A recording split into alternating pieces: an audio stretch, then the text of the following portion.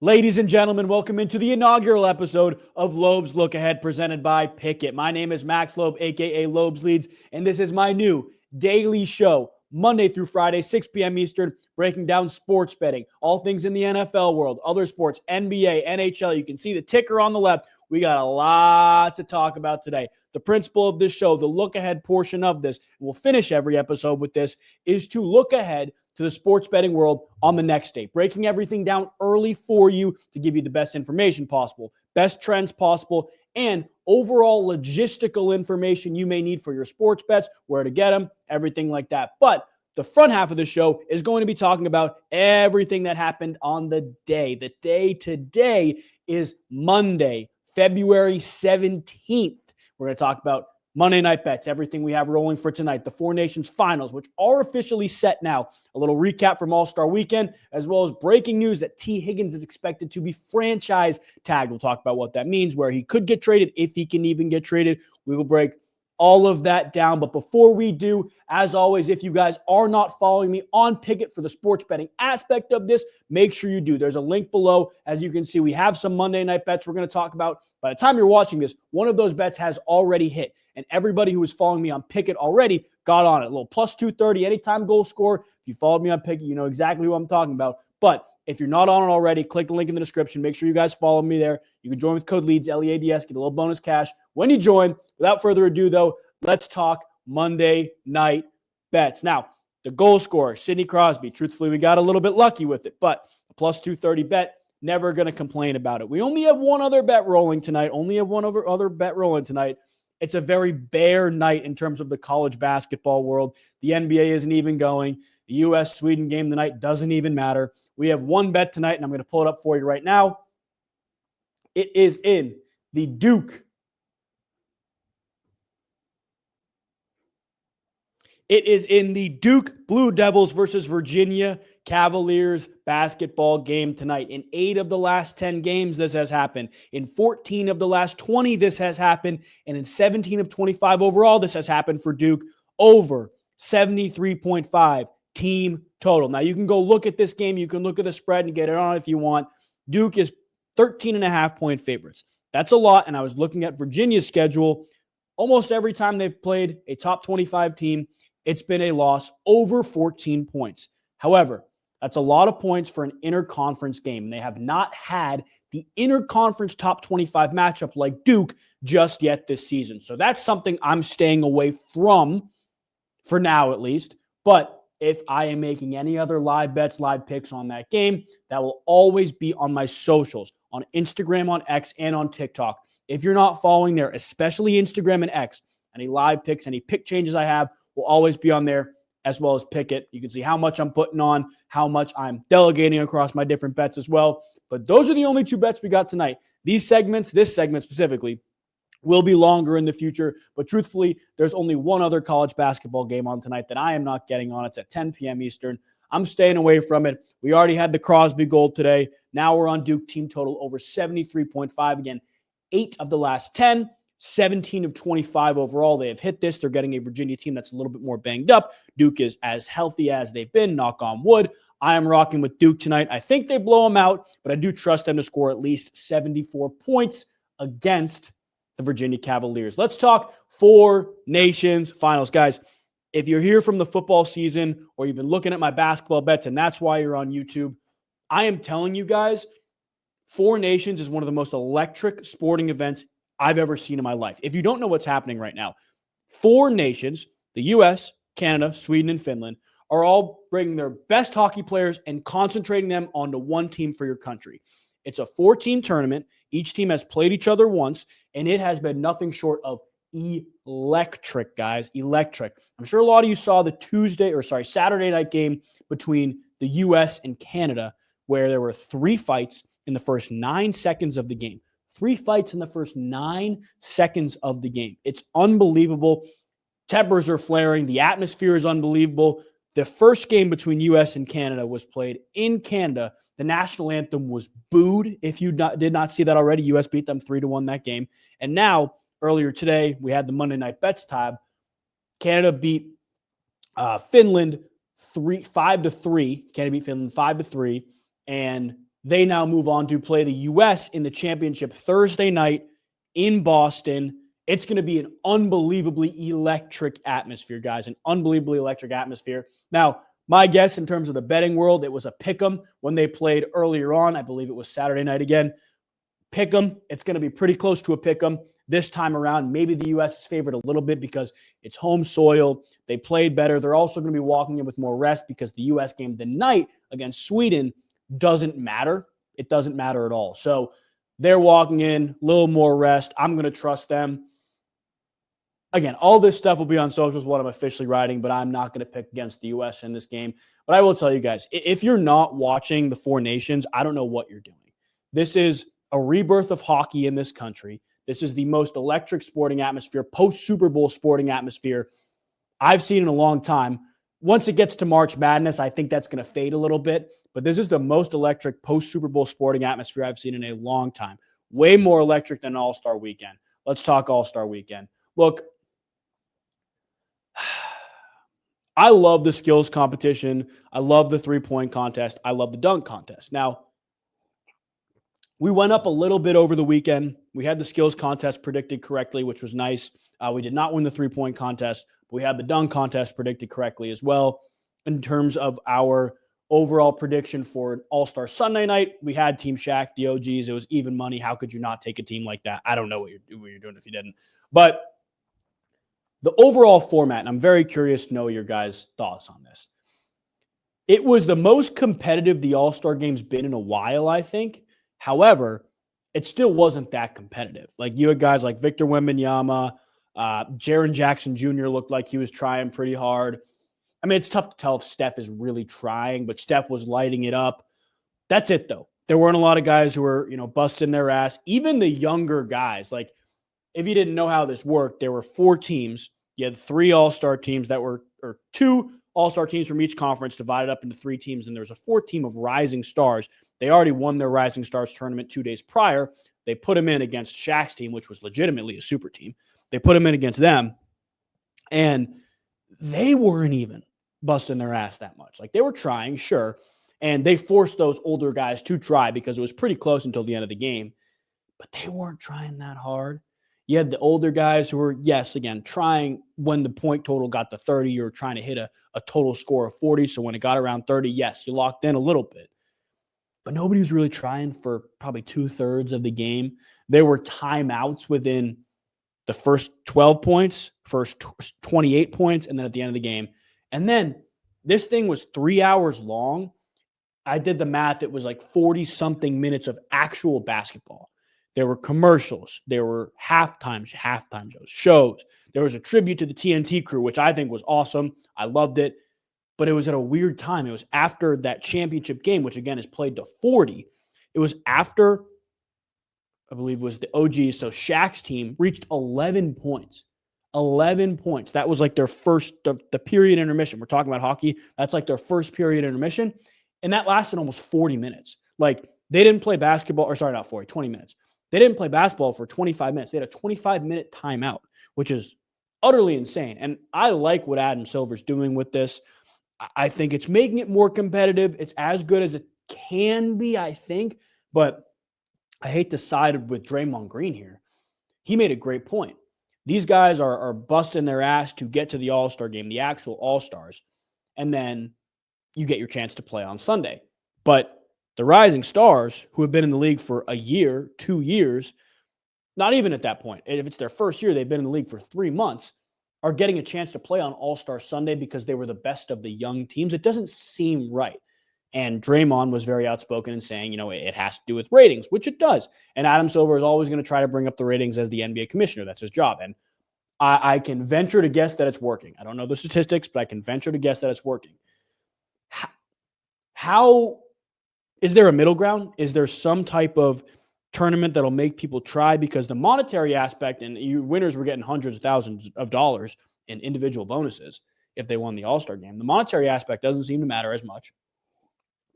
You got guys who, again, really only try for the back quarter of the game when you're playing to 40. The games went by really, really quick as well.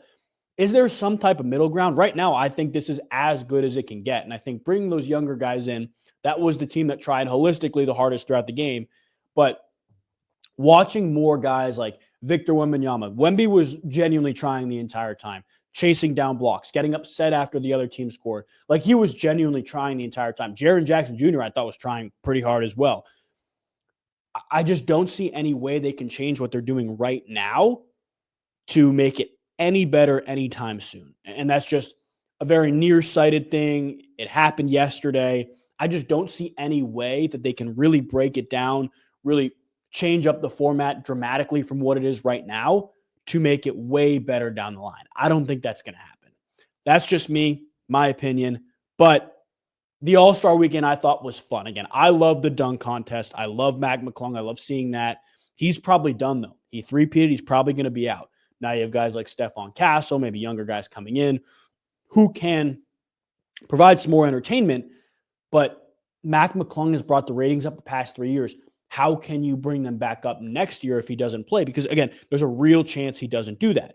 You had Victor Wembanyama and Chris Paul essentially cheating in the skills competition, getting disqualified, ruining one round of the skills competition. If you didn't see that, they went through the skills competition. You get 3 shots from the three-point line, 3 shots from the elbow, and as soon as you make one, you move on to the next shot.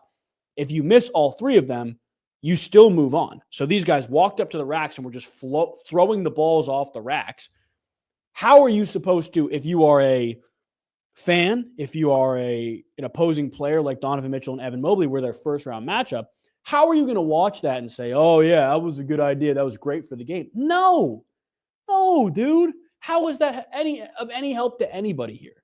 There's no way that the NBA can continue to do that. Like, it was a breath of fresh air, and it was good to see something different. Somebody try something different. But the best part of the weekend was the slam dunk contest, probably, I think. The slam dunk contest.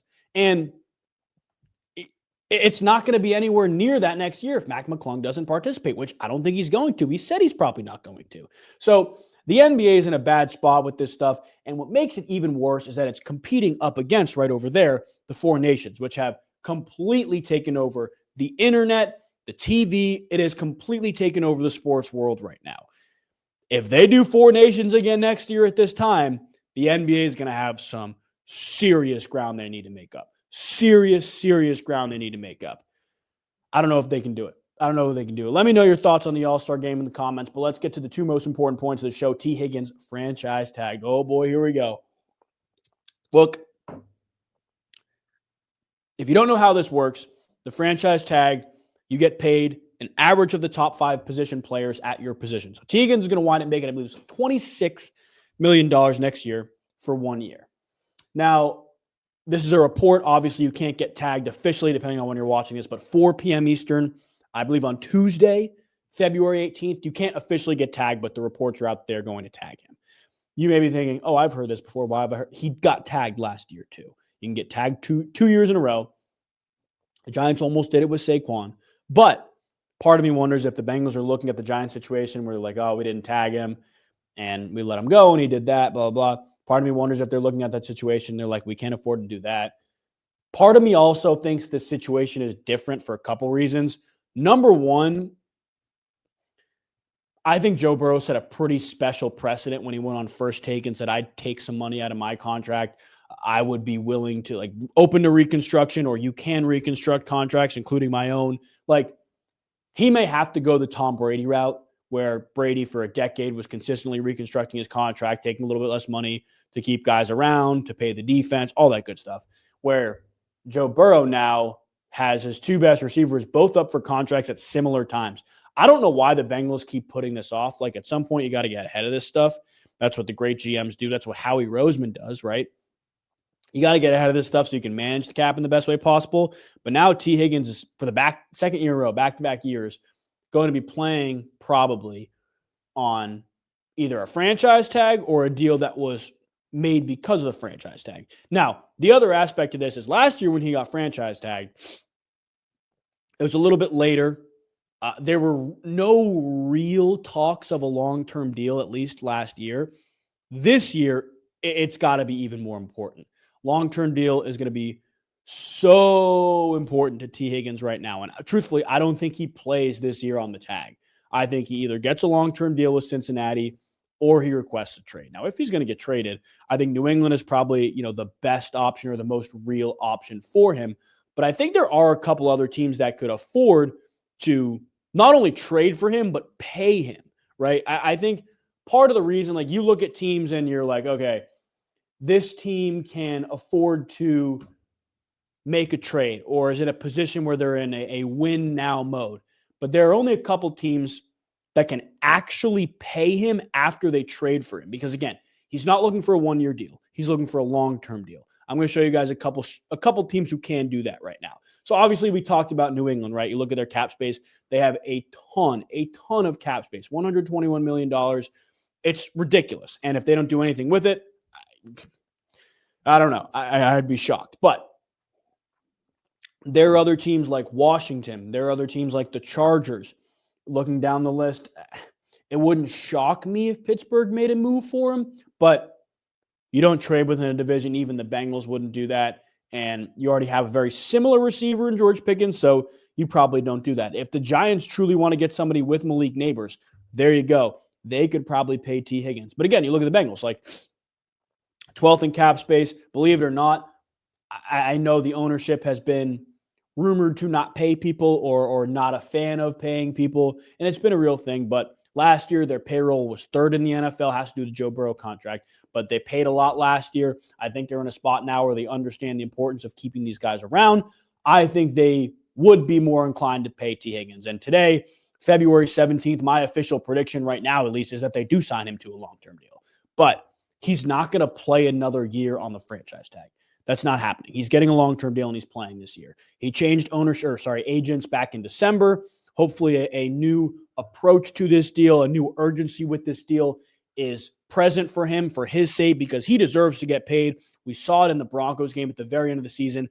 They do not win that game and even give themselves a chance in week 17 or week 18 for the playoffs if they don't have T. Higgins, if he doesn't do that.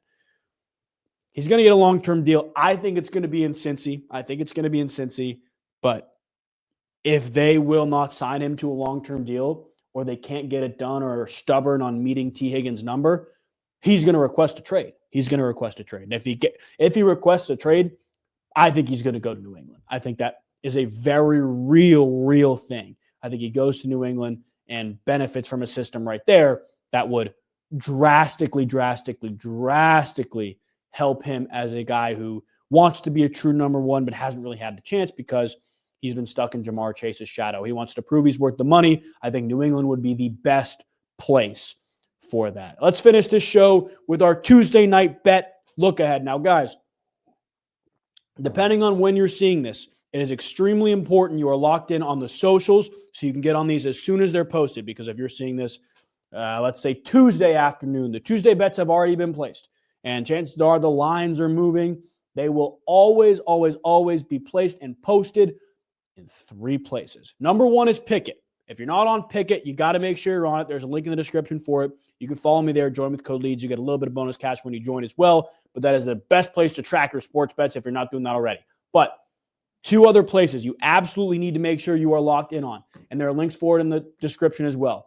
X and Instagram. If you guys are not following me on X and Instagram, I don't know what you're doing. Live picks always on X. Always on X. If I'm watching a game, I see anything, I want to hop on this live, boom, tweet it out. You can turn your notifications on if you want. But if you are not following on X, you are missing out on crucial information. Highly suggest you get on that. And then on Instagram, it's the exact same thing.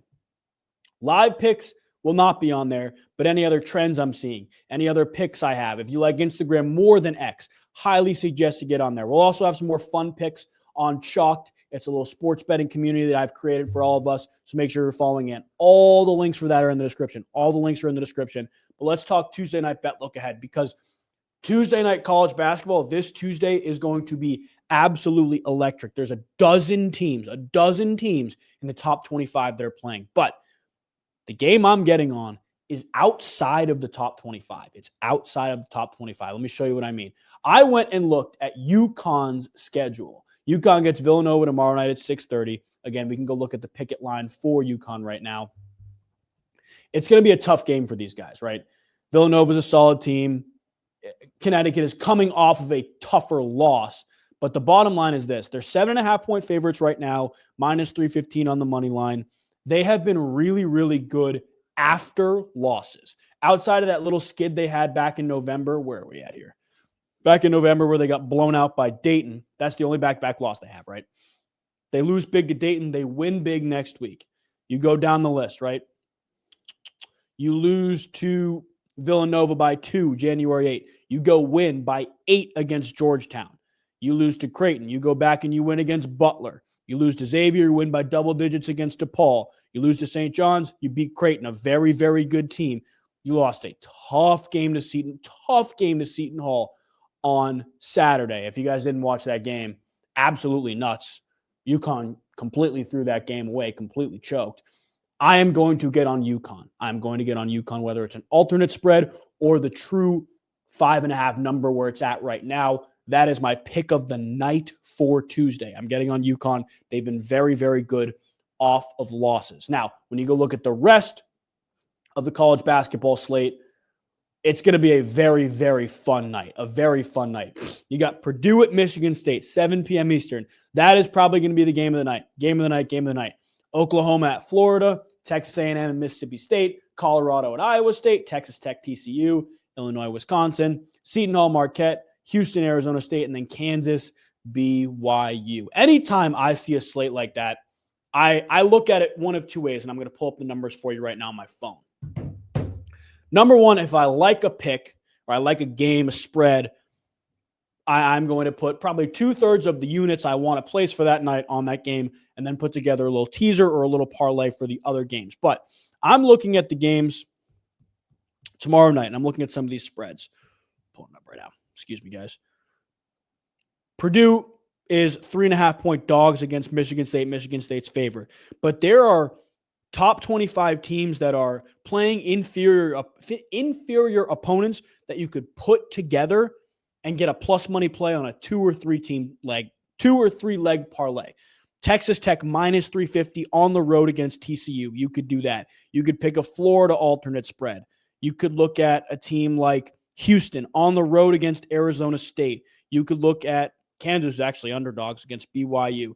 There are plenty of teams that are on the road or playing inferior opponents that are heavy favorites that you could tease down and put together. So I'm putting this together right now. And again, on Twitter, on X and Instagram, as well as Pickett, this will all be out. So make sure you're following and locked in on there. But just looking, if you were going to put together a Florida alternate spread, Houston money line, and a Texas Tech money line, you're going to get a plus 100 plus play.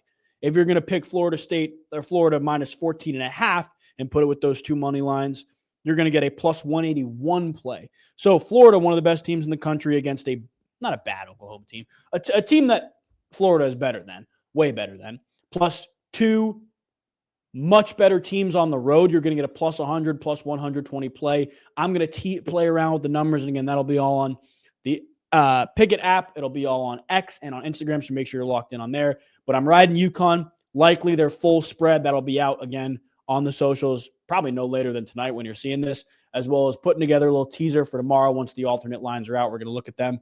But that is what we are on. I appreciate you guys watching the full episode. If you made it to the end, make sure you leave a like and let me know what you would like to see in these episodes. This is very, very new. I'm trying to make this work to make best possible content for you guys. But if you made it to the end, I appreciate you guys watching. We will see you on Tuesday's episode, talking about everything that happened on Tuesday, looking ahead to our Tuesday night bets, and then breaking down the Wednesday slate. The NBA is back. We got a couple other good college basketball games on Wednesday as well. We'll see you guys then. God bless.